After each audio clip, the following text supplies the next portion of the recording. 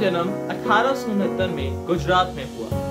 मैंने 1893 में दक्षिण अफ्रीका की यात्रा की। मुझे क्या पता था कि एक यात्रा से मेरा जीवन बदल जाएगा। डरबन पहुंचने के कुछ समय बाद ही मुझे पीटरमैरिट्सबर्ग स्टेशन पर प्रथम श्रेणी की गाड़ी से फेंक दिया गया, कारण मैं भारतीय था।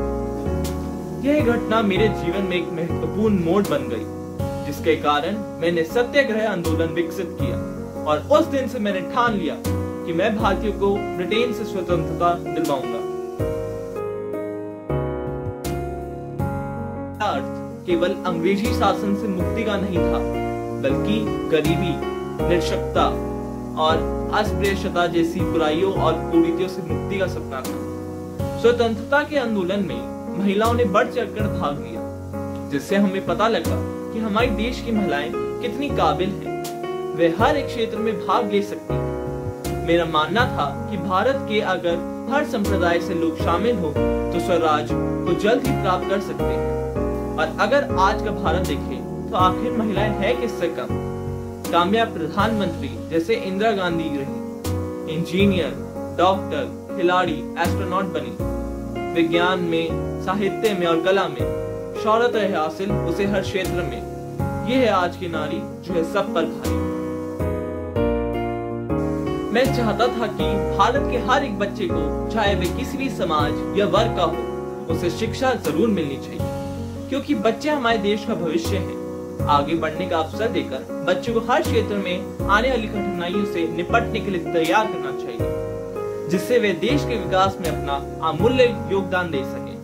और अगर शिक्षा को आज के समय में देखा जाए तो शिक्षा का अधिकार अधिनियम के अंतर्गत 6 से 14 वर्ष की आयु के बच्चों को निःशुल्क और अनिवार्य शिक्षा प्रदान करने का प्रावधान किया गया है, जिससे भारत का प्रत्येक बच्चा अच्छी शिक्षा ग्रहण करने के बाद अपना भविष्य को उज्जवल कर सके तथा इसके साथ ही देश की उन्नति में सहयोग प्रदान कर सके।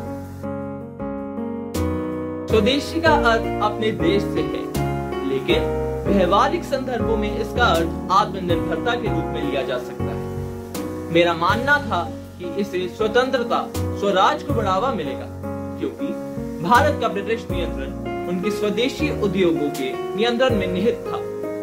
स्वदेशी भारत की स्वतंत्रता की कुंजी थी और मैंने रचनात्मक कार्यक्रमों में चरखे द्वारा इसका प्रतिनिधित्व किया था। और प्रधानमंत्री श्री नरेंद्र मोदी ने भी मेरी विचार शैली पर चल के आत्मनिर्भर भारत प्रोग्राम आयोजित किया, जिसमें ये साफ साफ बताया गया कि कैसे हमें छोटे छोटे व्यापारियों को सफल बना सकते हैं, जिससे सारा सामान भारत में ही कम दामों में बन पाएगा, हमारा देश आत्मनिर्भर बन पाएगा और देश की अर्थव्यवस्था भी मजबूत होगा। मेरे लिए स्वच्छता एक बहुत ही महत्वपूर्ण सामाजिक मुद्दा था।